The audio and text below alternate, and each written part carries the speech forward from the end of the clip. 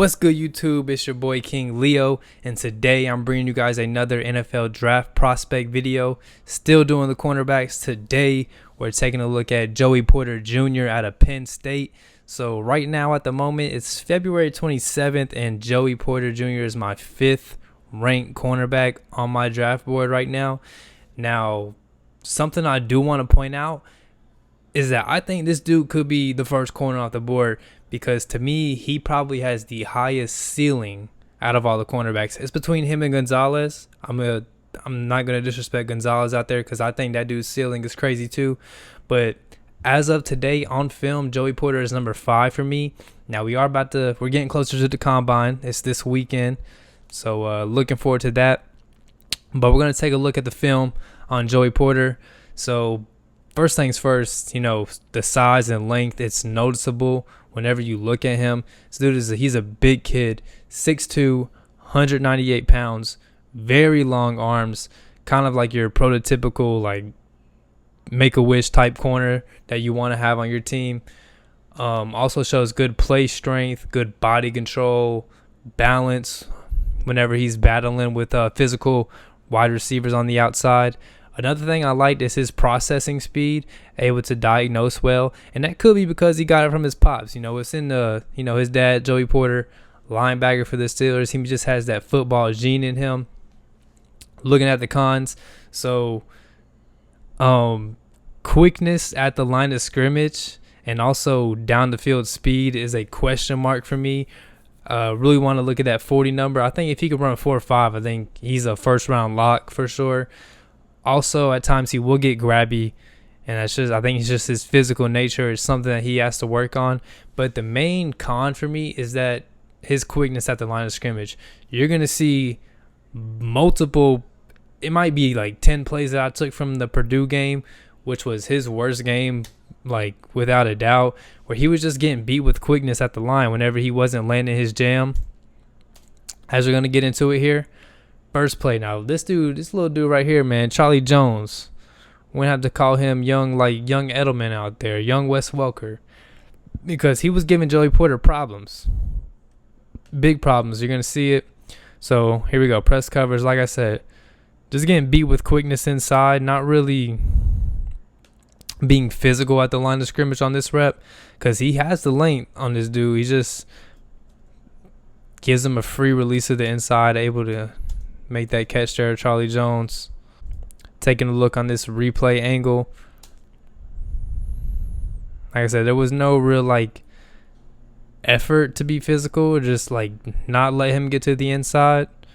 Let's take a look at the leverage he was playing. So he looks pretty square right here. Pretty square. Not playing outside, not really playing inside.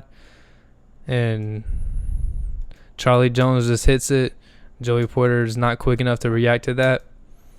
This is another play here from the replay angle outside. So we're going to see Joey get grabby here at the line. This is actually a really solid release by Charlie Jones. Does a little hop step, feints outside, then gets it back up the field once he gets Joey Porter leaning. Now, Joey does this little hop thing. I've noticed at the line, you're going to see it to other plays as well. Like, whenever he feels threatened at a receiver's take an outside release, he kind of skips. And whenever you're skipping and both feet are in the air, you cannot move. So if you're in the air, you're at the wide receiver's mercy. So instead of taking one step and just mirroring a guy, like you're playing defensive basketball, he hops with both feet like he's skiing, like something crazy like that. And that's bad technique. That's why you're going to end up getting a holding. Whenever the guy crosses your face, you have to hold him to not allow him to get deep. Something that Joey Porter really has to work on. Next rep, we're going to see a very, very similar thing, but instead of it being man, it's going to be zone coverage. And Charlie Jones is going to run this, take this release, take it outside, jump back inside. As soon as Joey Porter does his little skip side mirroring thing, boom, see it right there. He's able to run up the field. But Joey's responsibility is not that deep zone, so he just has to pass that off. That's exactly what he does. Once he passes this off, this receiver is coming on an out route, kind of right here, just in front of the sticks, and Joey comes off of that read, is able to jump the route on this, but he does not bring it down. But like I said, I do see solid processing there on this.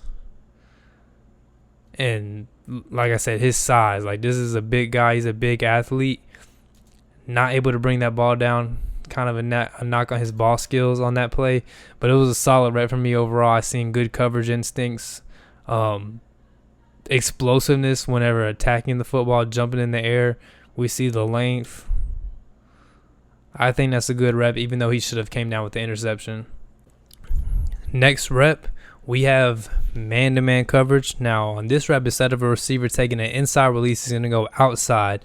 And this is what I want to see more of. See Joey Porter use his length, being disruptive. See, the receiver commits to an outside release. Joey Porter lands that arm. That punch on the shoulder is being disruptive. Good rep there by Joey Porter. But then, right whenever we're saying he has a good rep, here he is again. We see the quickness knock on him at the line of scrimmage, right here at the top.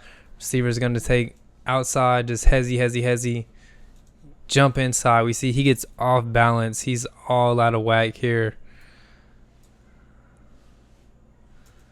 Luckily, the ball doesn't go in his direction. Now, next rep, you guys might think that I just looped the last play you seen, but it's the same exact thing. He's gonna look the same exact way, but I promise you this is not a different play. I think the last one was a different score. Like it was 7-3 on that rep. Now it's 14-10. And look, same thing. Just all out of balance. Doesn't have the quickness to like be disruptive to them guys inside, to mirror those guys taking those inside releases on slants. And Purdue took great advantage of that. If Joey Porter is not landing hands on you at the line, I think you can beat him. Next rep, here we go, off coverage. Joey Porter is going to drop it to a deep zone. These receivers are going to switch release. Maybe they're not, actually. Maybe I must have got another play confused. They're not going to switch release, but he's dropping into this deep zone. This is going to be a display of his open field tackling ability. See, he makes his play here in open grass. A lot of green grass. Somebody's got to make that play. He does. With his size and length, he has a huge tackling radius for a cornerback.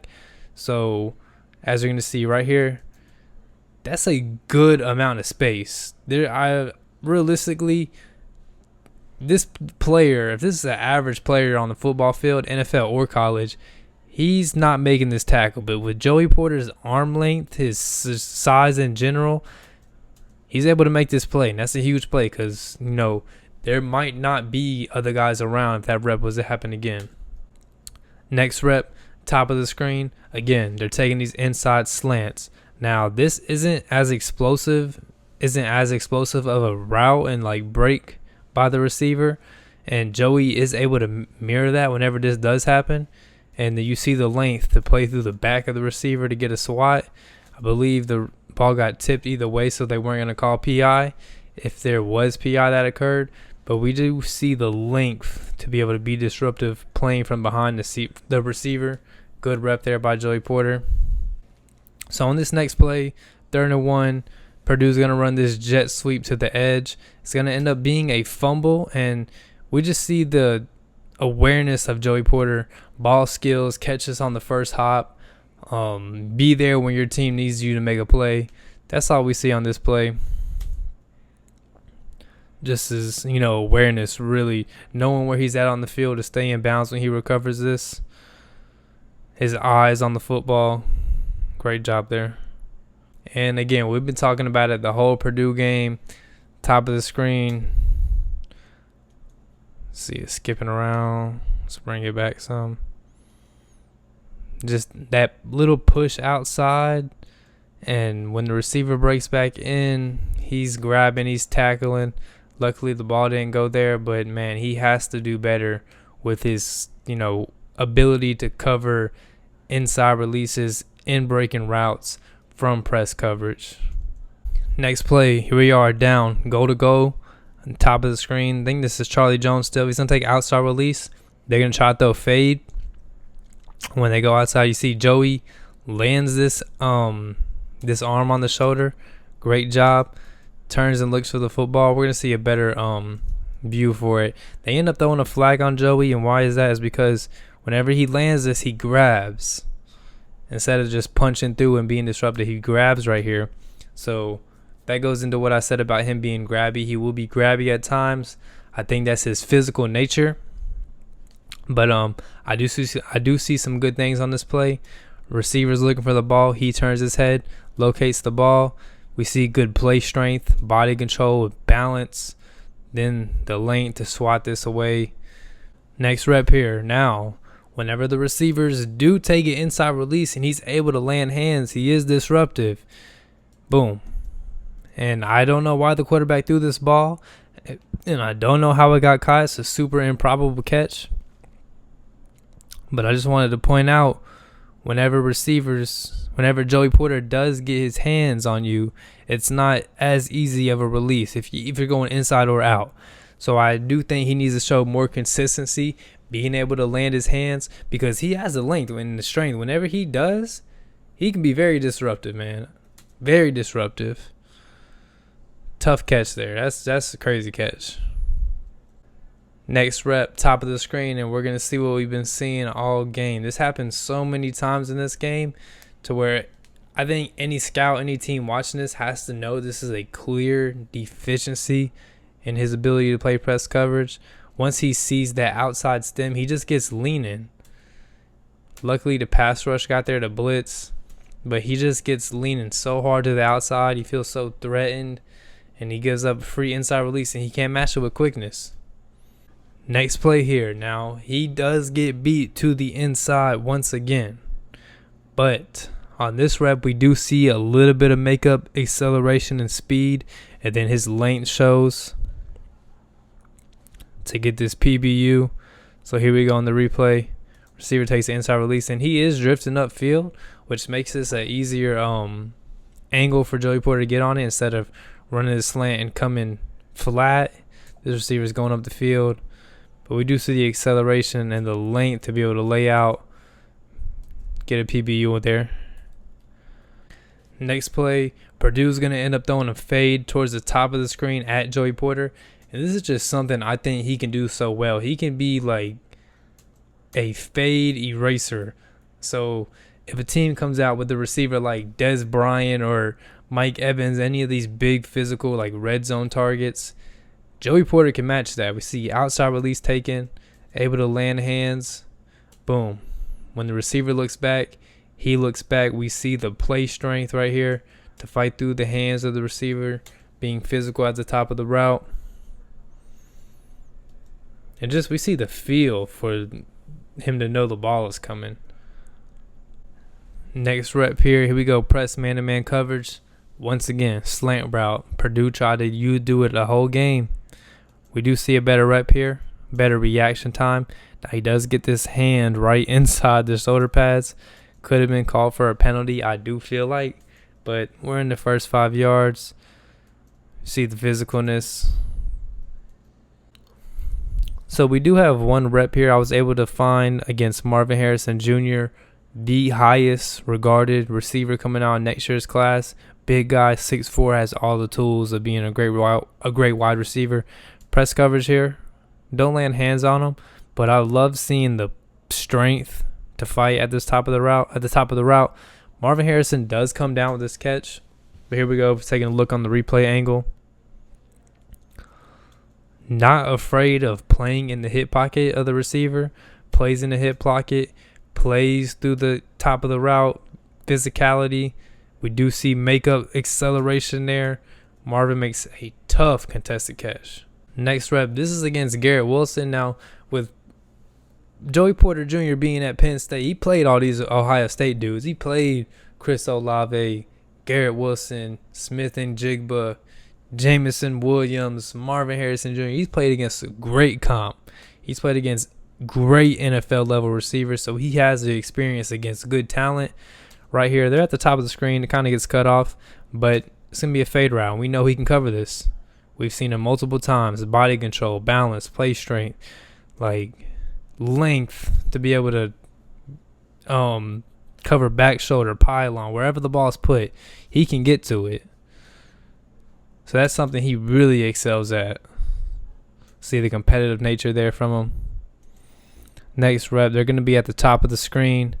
He's going to get called for a grab here. It wasn't that much, but he did get called for it. And again, see the little competitiveness, some fire there. Taking a look on this replay angle, I feel like he matches this really well. Garrett Wilson's a great route runner, so that's tough to cover. But they get him for that little grab there. I don't think it was much, but he gets called. I think overall it was a really, really good rep there from Joey. Now we're getting into the Auburn game. First play, top of the screen, press man-to-man coverage. Receiver takes inside release. He does land his hand on him. Then he gets into the hip pocket with outside leverage, rides it up the field. I think that's a really, really good rep. And maybe it wasn't because he just got called for a flag that I didn't remember.